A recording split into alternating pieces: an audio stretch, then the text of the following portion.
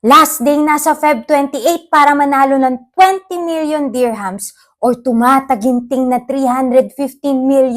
315,253,119 pesos sa UAE Big Ticket.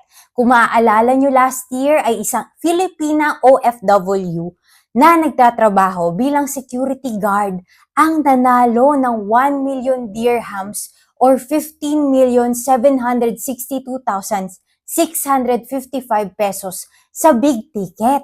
Ang nakakatuwa pa ay shinare niya ang prize money niya sa kanyang mga kasamahan, kabilang na ang isa na lumalaban sa sakit na cancer.